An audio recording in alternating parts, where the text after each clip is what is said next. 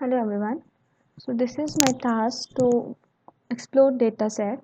Basically, we have to perform exploratory data analysis on retail dataset, that is sample superstore.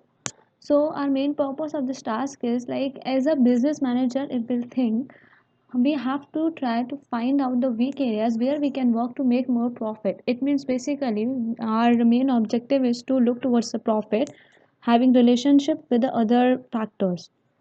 So, and we have to explore this data to identify the business problem so that we can take some steps according to that.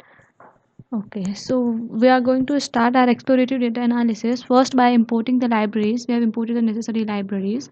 Here we have read the data set, that is sample superstore.csv. It's in CSV format.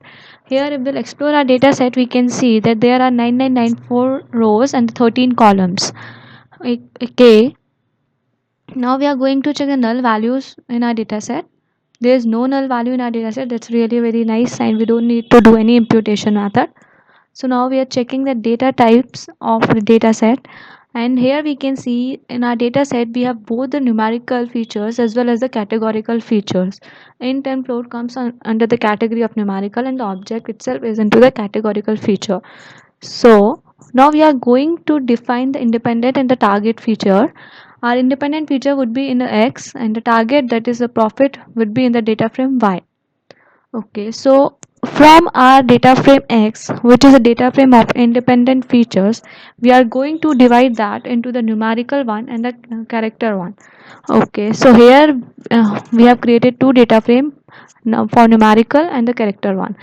Now we can see our numerical data set. We have 4 columns here, and for the character one we'll see we have 8 columns here. Like from the total data set of X, we have some features from the numerical type and some features of the categorical type, which we have split here. So now next step for us to create the buckets or bins to study the ranks and plot means we are binning the numerical features so that we can further do the relationship in between the target feature and the independent feature by the help of a graphical representation. Here we have used the k-bins discretizer, and now we are concatenating the binned values of numerical features and the y, which is the price. Now we can see our data set how it's looking. We have 4 columns from the numerical data frame, and the another one is of profit, which is of our y. Now we are going to see the relationship in between the target feature, that is profit, and the another independent features through the visual representation.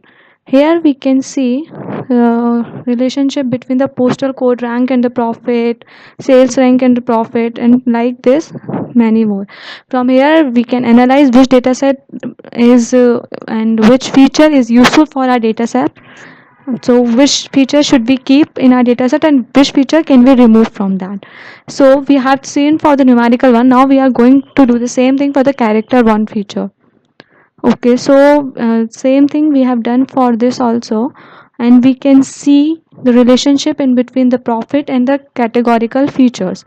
So from here also we can see which are of no use. We can drop those things like USA. We can drop that column. And now we are going to remove the outliers from our numerical features, which plays a very important role in the exploratory data analysis. Here we can use the decide function to see how the data set is spread across the tables. And now we are using the outlier capping function. We are applying this function on our numerical data set. After this, our outlier capping is done. So now we are going to remove features with the zero variance. So after removing zero variance feature, we have seen that nothing is dropped from the table. It means we don't have any feature which is of a zero variance in our data set. So now we have seen like how we have done the categorical relationship between the target variables and the categorical features, and from the numerical perspective also we have seen the same thing. But what if we want to do the same thing in a one step? Now we are going to encode the categorical independent features.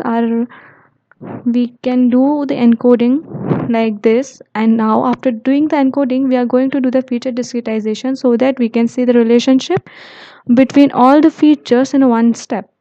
Here we are going to concatenate our bin variables in the character encode, which we are going to give a name as XOR. And here we can see what and all we have in Excel. We have all the numerical features which we had in the categorical feature, which we have encoded in the above step. Now we are going to concatenate this Excel table with the y, which is the price. So we can say, like in this, we have both the dependent feature and the independent feature. Okay, so now we are going to see the visual representation of a relationship between the features and the targets. And here, with the help of this diagram, we can see we have all the relationship between the different independent variables and the target. And whatever the feature we don't want to use in our dataset, we can drop that easily. Like that, we can drop the country United States. We can drop the segment corporate also. It doesn't have much slope. So like this, we have completed our exploratory data analysis task. Thank you.